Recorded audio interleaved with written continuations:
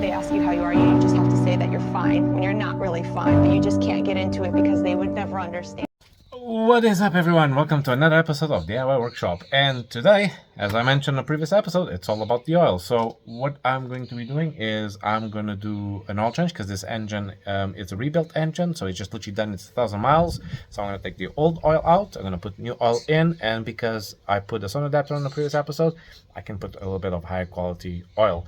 Another thing I'm going to be doing today is we're going to be installing an oil pressure sensor and an oil temperature sensor.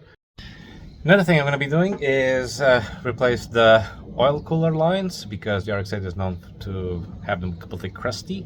I already had to replace one years ago before the engine died, so I'm just going to decide, just replace all of them. And I am also going to replace the oil coolers because the ones I have are crusty as well. And there's not much left to it, so you know the drill. Sit down and enjoy the ride. Okay, so first things first. I'm going to start by removing this so I can have more access to everything, including the oil cooler lines.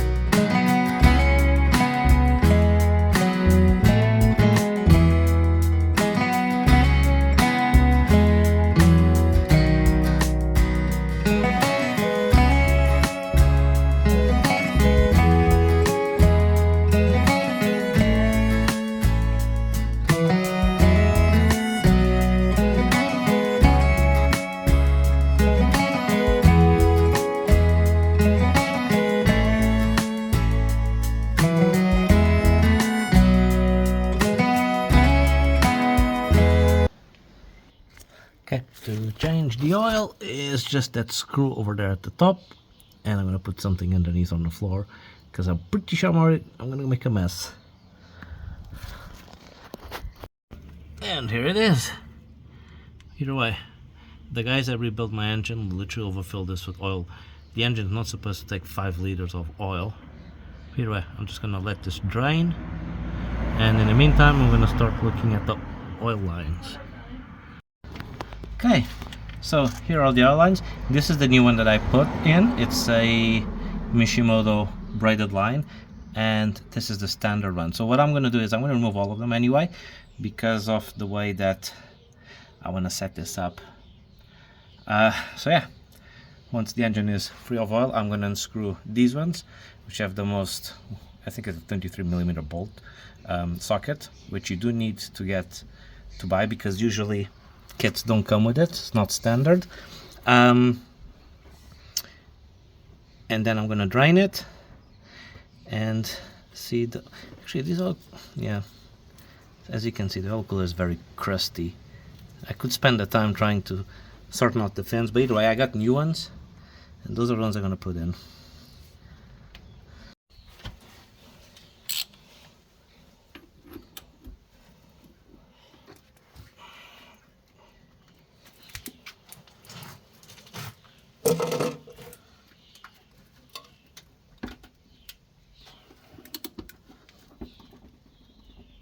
Oh, this is seized.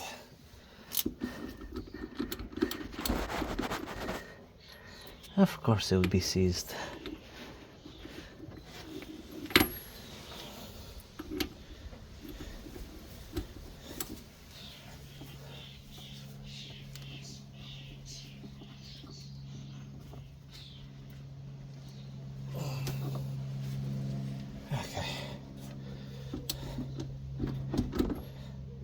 Try to take this one instead.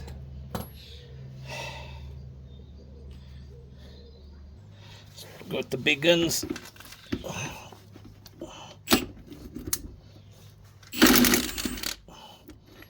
I love this thing. Ah, just wonderful.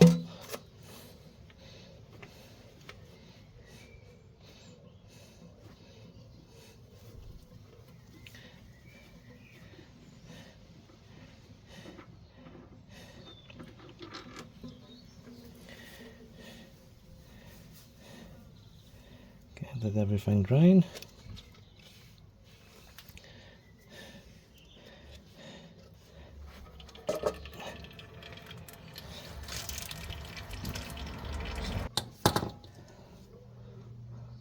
See what type of spanner is this one. I think it's 20 something. I'm not sure. Let's check. Okay, so the size is 27. Oops. Maybe 26.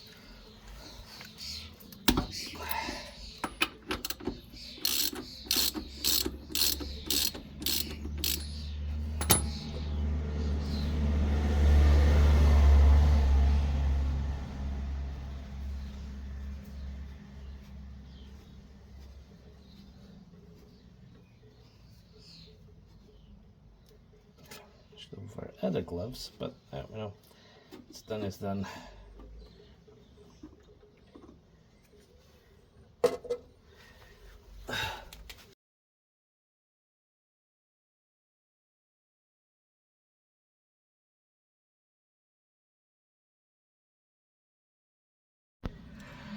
Okay, so now take off the oil cooler. So there's a screw here at the bottom.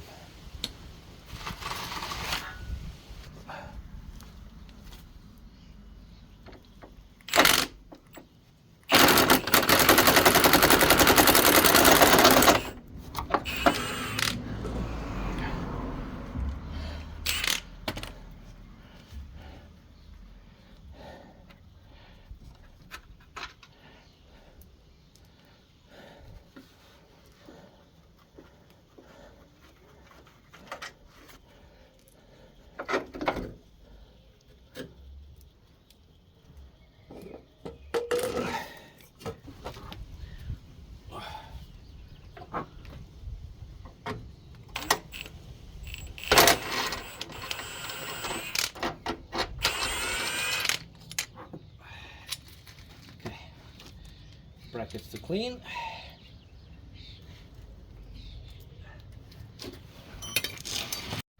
Okay, so right there at the very end, that's the other end of the machine oil line that I need to take.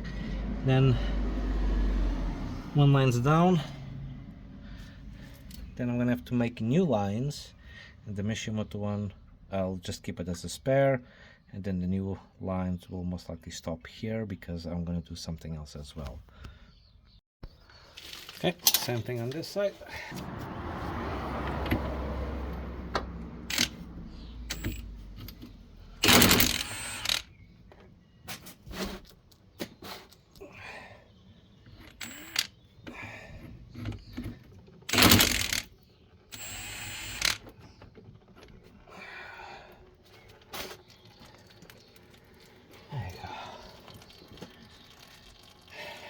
Guys, get yourself a Milwaukee impact wrench. It's the best thing since sliced bread. And here are the new oil coolers. Look at that. There are 15 rows instead of the 13 that's standard on RX-8. They're in blue. They're super light. So let's see how this will look. Nice. I do need to fabricate different brackets because these ones have the attachment points here and here, sorry, and here, while the RX-8 original ones have them closer. So I need to make a plate that goes across to attach here, and I need to do something for the bottom as well. Yeah. Okay, so things people don't tell you when it's about changing the oil lines. First things first, if you go on YouTube and you want to find a video about how to change the oil cooler lines, the first thing they do is they'll show you how to remove the one that's here at the bottom, which connects to this, hypothetical oil cooler line. And they show you that because that's the easy one. The hard one is the one that goes into the oil pedestal, oil filter pedestal. Because to take that one out, what you need to do is take your air box or air cold intake, take your manifold off, take your strut bar off, take your coils off, move the aircon, which implies taking the I forgot the name of these things. Take the belts off, and then you can actually take off the line. There are some supposed quick disconnects from the actual oil coolers, but they are always so rusty, and there's another point. Now, there are two ways to do this. One of them is you go through the entire exercise, or you do 70% of the exercise, which is take your airbox, take your manifold, your strut brace, your coils, and then with a hacksaw, cut the pipe and allow it to take it part from here, part from that side. I will see which one I want, because I need to see the condition of it, because I don't know, I might give it to someone or I might sell it, but if they're too rusty, I am not doing so, and I'm chopping it off to make this easy. So what will you need to do this? Number one, cry. You know that this is going to be very hard to do, a lot of swearing, a lot of patience needed. Two, just crack on with it, and that's literally what I'm going to do now. So let's get into it.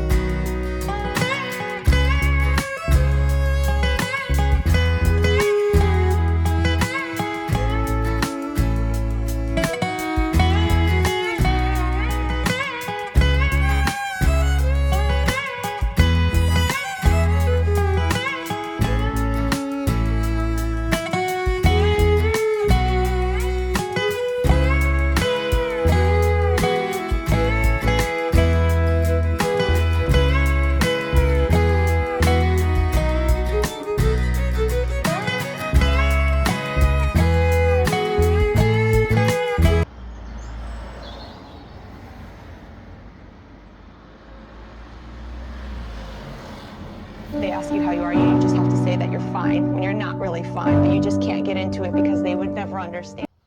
You know what? I'm just gonna fucking cut it. Yeah. So, see if you can see it. Get you guys closer.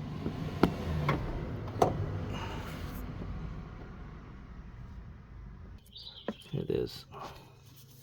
So this is the line, as you can see, it goes behind the AC and also underneath this main area here of the intake. So I would need to take the intake out, take the aircon out, and then maybe I could shift this towards this way and pull it from underneath the car.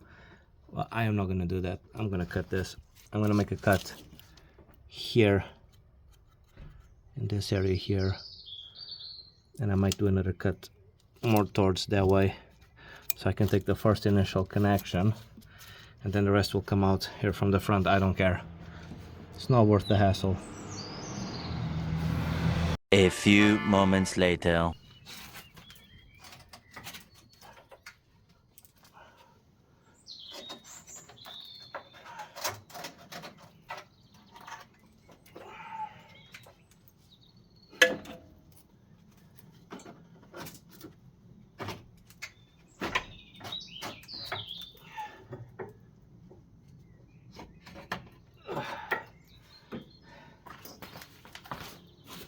There.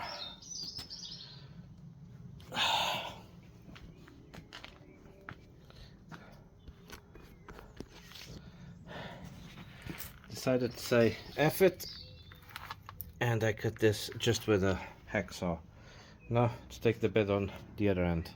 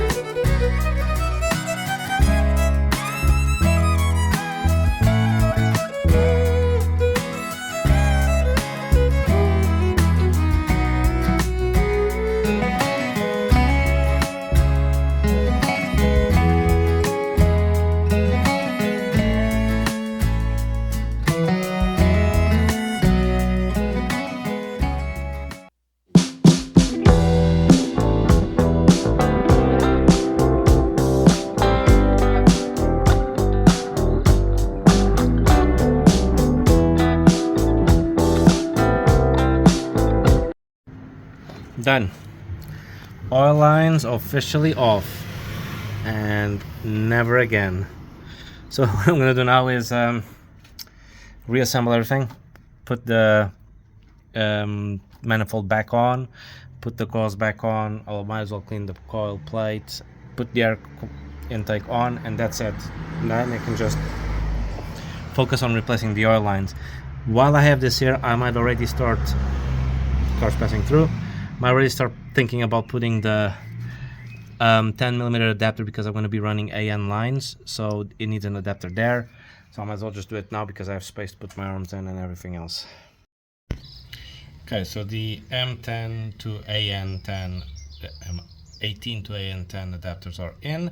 Now, before I start actually building the lines, I need to figure out the location of the new coolers, and that's what I'm going to be focusing at the moment. I will need to take these plates off and attach them to the new coolers, so that once they're assembled, I can then figure out where to put the thermostat valve, and then I'll know the length of the lines itself.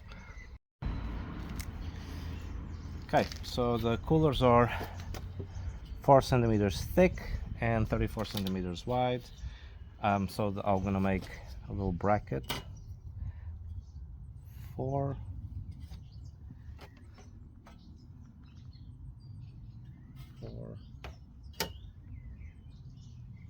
4, and it's gonna be 34 centimeters long, so it's 68 centimeters.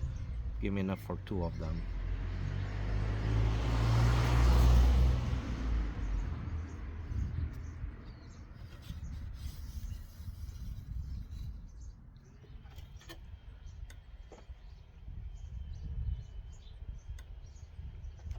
Okay, this is what I need to cut.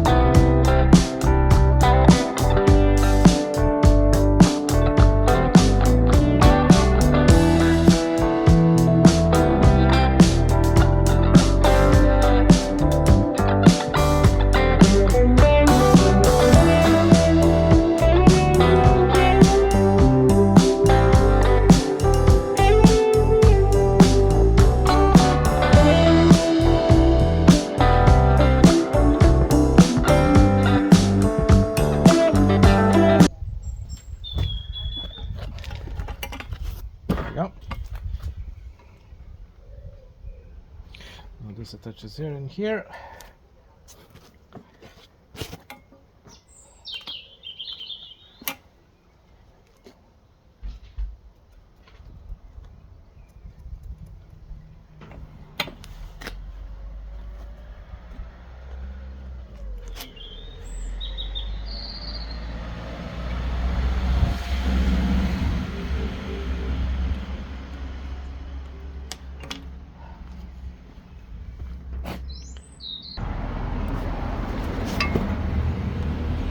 Okay.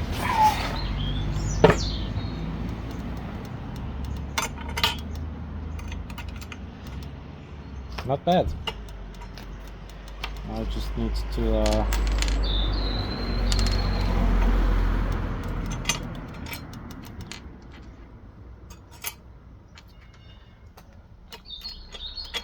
okay, so what I need to do now is just mark the holes here for this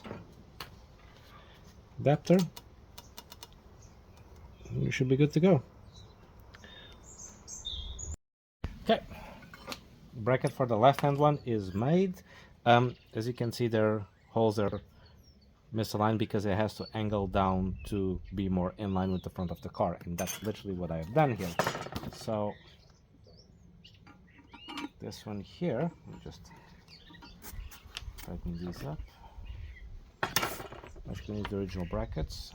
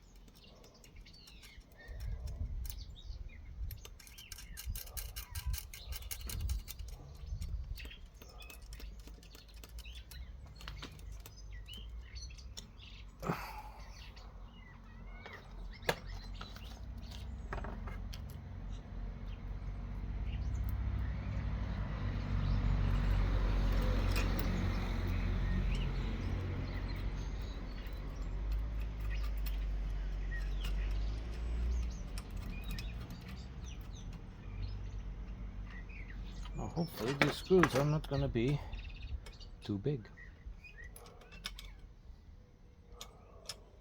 It's upside down, isn't it? Yes, it is.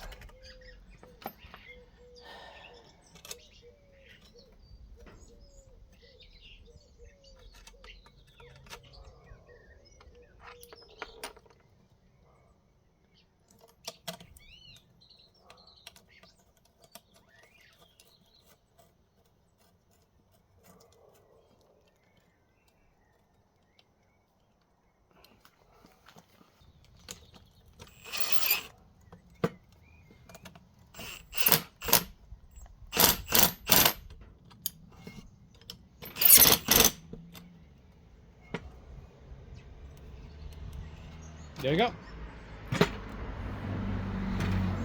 This on the car. Here it is. Not bad. Maybe I should have, let's zoom this out, angle this a little bit more. But either way, it's always going to be at a certain angle to here. That's why they have originally these covers here. But I'm pretty sure I can do something about this once I put the bumper. Yeah, one down, one to go. Okay, so before I start making the lines, I need to find a place to put the thermostat, because aftermarket oil coolers from the RX-8 don't have a thermostat, and the original one does have, which is here. So I got myself an aftermarket one, and I need to figure out where to put it. If I put it here, I might have a bit of an issue with the oils coming from the coolers. Need to have a proper think about maybe here. Might be a bit better solution, so I might need to build a bracket for it. So I need to think about it. Okay, so I already made one of the lines. Is going to go through here, and I need to tie this up a little bit. To make a line is pretty straightforward. You just have to cut it, make sure it doesn't fray. You just have to cut, I'm going to cut it with my angle grinder, and then tape it so it doesn't fray and gets exposed. And then with your AN connector, you literally just put like the bottom part on the actual hose, and then a little bit of oil, and then you just and then just tighten it. I will show you this in a little bit more detail. Let me just first do the cut.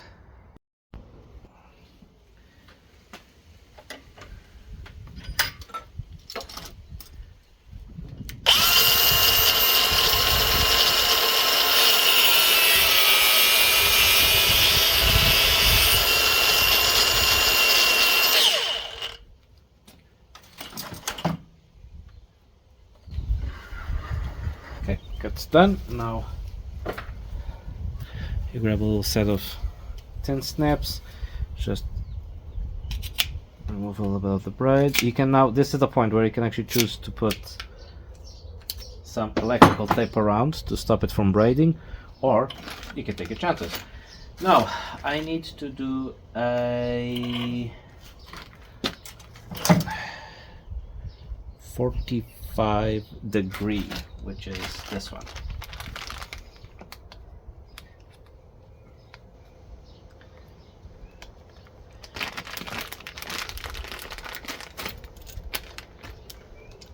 So pretty straightforward. You just screw this bit. Make sure you have a straight cut, and just try and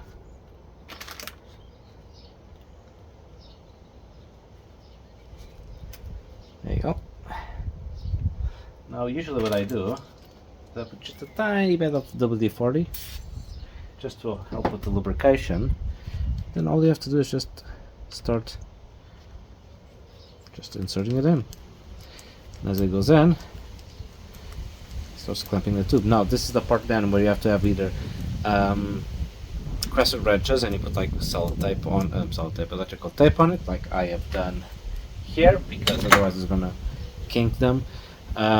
Unfortunately, I don't have two of them, so I can kind of hold here and on both ends. So I'm using the vise, so I'm pretty sure it's gonna mark them. But then again, these are aluminium, so it's not like they're gonna rust.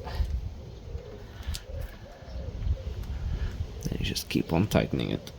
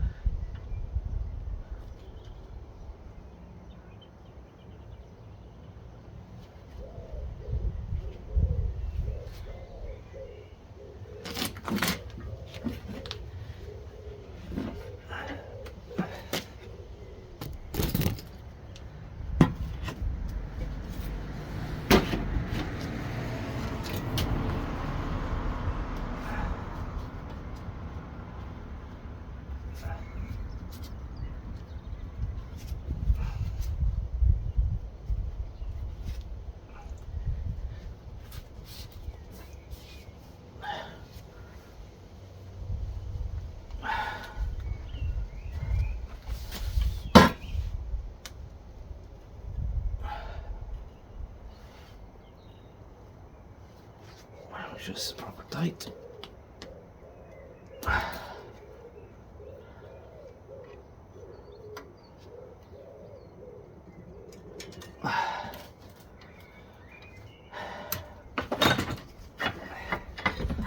Then once it's done, just give it a yank, see if it anything, because if it's not seated properly it will come out, but that's not the case with this one. Now I just need to put the O-ring. I'm not gonna tighten it to the oil cooler just yet. I need to see the size of it so I can cut the rest of it. Yeah, that's all there is to it. Okay, so for the oil pressure sensor and for the oil temperature sensor, what I have is one of these. So this is an AN adapter that goes, for example, at the end of this AN connector, and it has a little threaded hole here which matches the same threads as the oil pressure sensor. I've already put the oil temperature sensor over there. I'll show you guys because I didn't show you the plate actually connected. There it is, and there's the oil temperature sensor. So this is the one that comes from the front of the engine. You'll connect to here. At the other end of this hose is going to have another one of these, and it's going to have the the oil pressure sensor. So this way you get pressure coming out of the engine and the temperature of the oil at its hottest point, which is before it gets into the coolers. I've also cleaned these brackets, made this little bracket here, which is basically just a replica of this, but here at the bottom with an extension, so this doesn't go anywhere. And then what you guys can do as well is some companies sell this adapter here, but in the form of a sandwich that goes in between the oil filter and the pedestal. But the problem is with that, if you want to, for example, replace your engine mounts, you can't lift the engine enough because that extra distance from the sandwich plate literally makes the oil filter be very cramped. That's why I went with that setup. Now, a bit of a time crunch because I got to take the car to Mazda tomorrow for my safety recalls. So well, let's get into it. Okay, all connected, all done. Kind of sucks that I have different colored lines, but the reality is I didn't have enough of the black AN lines, so I've ordered more black AN lines, and the ones that came were fake. Careful when you order stuff online. So I had to buy a set of them, but they came in metal, which is okay. So what I need to do now is just make sure that everything is tight, and then I'm going to start putting oil on the coolers just to fill them up, and then put oil on the engine and prime it and see how it goes. Okay, let's pre-fill these oil coolers.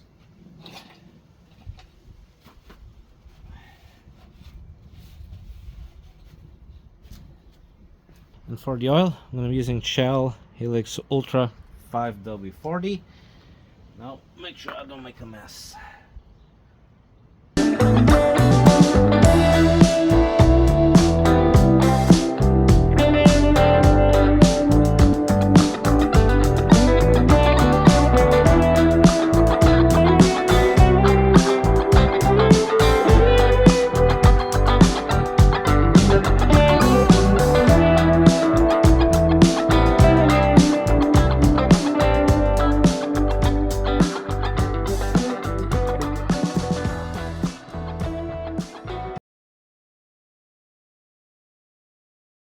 Okay, everything plugged in, everything ready. Spark plugs out. I do need to get new spark plugs eventually. What I'm going to, battery is on, so it's gonna, I took the fuel pump fuse out so it doesn't pump fuel into the engine. I'm gonna give it a couple of cranks for 20 seconds, and with my OBD reader I'm gonna check the pressure because I haven't connected the gauges yet, and I'm not doing it yet. So let's see if there's massive leaks or not. Okay, so I put the gauge over there, connected externally, and now I'm going to turn on the key and see if we actually have pressure.